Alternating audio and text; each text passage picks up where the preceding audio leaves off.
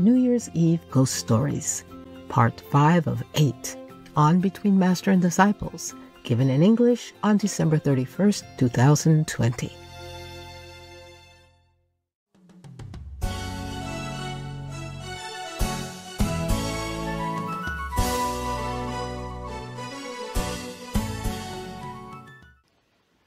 Before that, we did have a little piece of land in Sihu already, yeah? Small one, like down in the forest hall. Yeah. Not even the whole forest hall like that, just where some of the tents, yeah? That's where we had smaller, maybe half an acre or an acre or something, less. So we stay there, and then we make some something to sell. So we had some money, we saved some. So when we went to Hào Trá, make tent, live in tent like that for a while, we didn't need to go begging. In Taiwan, it's not allowed to go begging for monks, and I don't see any of them. Most of them live in a big temple anyway, comfortable, more comfortable than me. And, people come and make offerings to them. It's also good like that, good like that. And they offer service to the followers, yeah? Yes. So there's a two-way service. I like that life very much. I keep telling you, no? Didn't I tell you before? Yes. Living in a tent? Yes. Yeah. On the riverbank, yes? Yes. Yeah, but the riverbank has also higher steps, higher area. So we camped on the higher area and we went down a little bit. Not too high, so that you have to climb very hard. It was very nice, nicely. You just step on some stones and you're up to your tent. And then you step down a little bit and you wash your clothes there, and then you take the water to cook, and the clothes are dry in no time on the hard rock. Huh? It was a good life. It's similar to the life I lived in India before. I told you, in Rishikesh, yeah? Yes. I love this kind of life. I don't miss anything except that. Except that life. I miss it sometimes so much. So much. Feel so free. You understand me? Yes, Master. Feel so free. We don't need a lot of money. We have a very simple life. Just go out and get some simple things, the basic. Staple food like rice or potatoes, yeah? Some vegetables that last long, like cauliflower and cabbage and potato, carrots and all that. These last a very long time, yeah? Could last without a refrigerator, yeah. And if you want it cool, you put it in a plastic bag and dip it in the water under the rock so it doesn't fly away. So it's very natural. You don't have to pay anything. So wonderful. Of course, we had a little camera and they did the theater sometimes, but we didn't always use it. And if it ran out of battery, we asked some brother to come in and charge it in his home and bring it back to us. Yes. That kind of life was I really love it so much. So happy time, so happy. We never had any problems, quarrel, or any bad words, or any, bad temperament, or quarreling with each other. Nothing, nada, niente, nix. Always happy every day. Either sit there on the rock meditating, or hibernate in the tent, or walk around the banks, or climbing the mountains, or go look for some wild food, wild vegetables. Yeah, everybody was happy. Yeah, I was happy. I never asked if they're happy or not, but I never saw them crying or complaining, so they must have been happy. Yes. Nobody wanted to come back to Sihu before. Yeah, we had a little piece of Sihu there before. We didn't have as big as now. You see what I'm saying? Just a 1/50th of it. Yeah. 1/5 of it. Yeah, or 1/10 of it. I don't know. 10% of what we have now. Something like that. Even then, we didn't want to come back. It's more convenient, but didn't want to. But then I had to. Maybe I had to because of some program. I already wanted to go out to lecture. Already prepare or something. I don't remember why we came back. Yeah, must be some lecture waiting. Yes. Okay, You want the ghost, not my calendar. I'm going to read you the ghost. Why was it I talked so long? Did I? I already started the story, right? Yes. Okay, so the man died. Nobody knew why, yeah? And then after many weird things happened, then they tried to get many priests. They went to the temple, the church, and asked the high priest named Joel, the priest who stay in the other city of Samos. He was very famous about doing miracles and magic.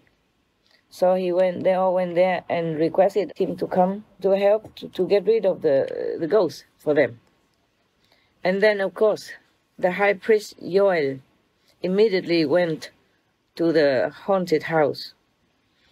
And then he was very sincerely and kindly requesting all these ghosts, please leave the house. He asked them, why are you haunting this house? Don't you know? He talked to them, he preached to them, he said, don't you know that you have no right to stay among living human beings according to your position, your race, yeah? You should go to some wilderness or somewhere ugly, dirty. You should not stay among humans. Who allow you? Who allow you to stay with humans? So the ghost, the soul of the ghost, answer him. He could talk to the ghost. You see, some people can, yes. Some of my disciples can, association members can. So the ghost said to the high priest, Joel, in general, is it like that? Yes, but this house belongs to us, and we have the right, legal right to stay here. Yeah. So the priest Joel asked him, how do you know that this legally belongs to you guys? Yeah, when you never went to the court to claim it or to declare it. Yes. Okay, so now, first thing is that you have to bring your story, your complaint. Go to the Bosnian court, yeah? And then if your case is correct, and if you win the court case, then you can say that you have the right to possess this house. Nobody can put himself above the law, even the ghost. That's what the priest said to him. Yeah, to them. The ghost heard all this advice, and then they agreed. They say, okay, we will go to Poznan court and air our grievance. Next day, together with the high priest Joel and also the other lesser local priests and the human owner of the house and the ghost went to the court. When everybody sat down already, suddenly they heard a voice, but they didn't see anyone. They just heard a voice. And that voice say, Your Honor, please, I want to explain my situation. Is that long time before today, a long time ago, there was a person. He was a jeweler. He makes jewels, yeah? He's a jeweler, right? Jeweler. He stayed in that house. And then he had two wives. One was the human wife, and the other one was a demon wife, or a ghost wife. But he loved the ghost wife more than the human wife. He loved her so much that even in the middle of the prayer time, he would drop it and run back home from the church in order to be with the ghost wife. So like that, he continued to stay with the two wives, and both of them had born children with him. But the human wife did not know anything about the second wife, who was the ghost. But one day, she found out. It's like this. In the feast of Passover, you know Passover, yeah? Yes. Yes. You know, the festival of Passover, yeah? Yes. You know what, right? Yes. Yeah, that's a festival to celebrate the time that the Jews escaped from Egypt and passed over the sea to be in safety. Yeah, otherwise they would have been chased by the Egyptian army, and they will not be able to survive. Yeah.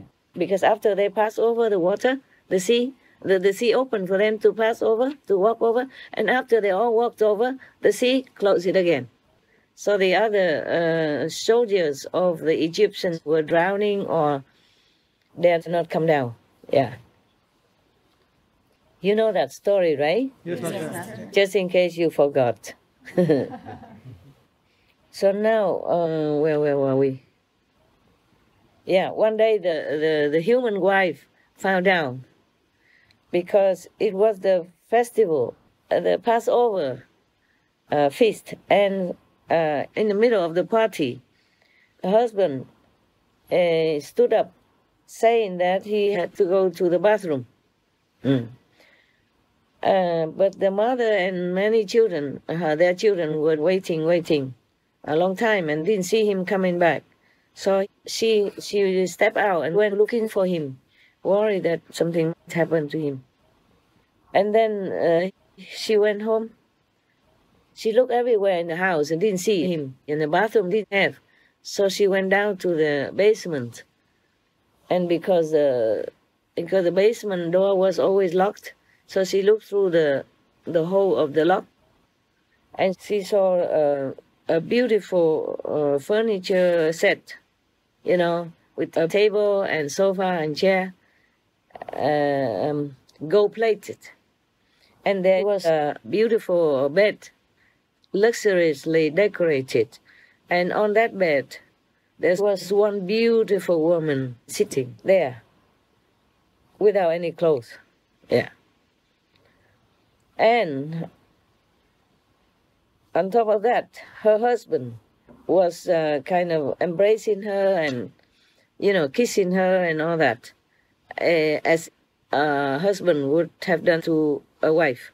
So this woman, the poor human wife, was so scared, frightened.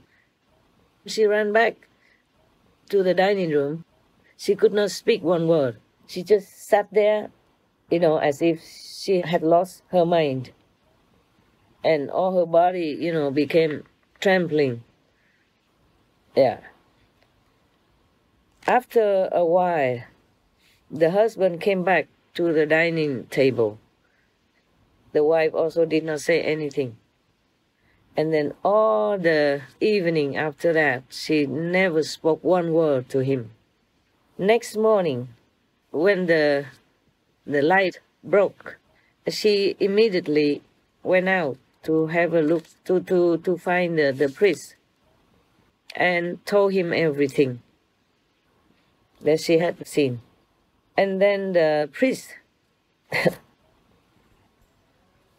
you should know this is a Jewish story, okay? So a priest is like a rabbi also, yeah? And some rank like that. So she talked to the rabbi instead of, I just say the priest, but it's a rabbi, you know, in their language, in their religious terminology.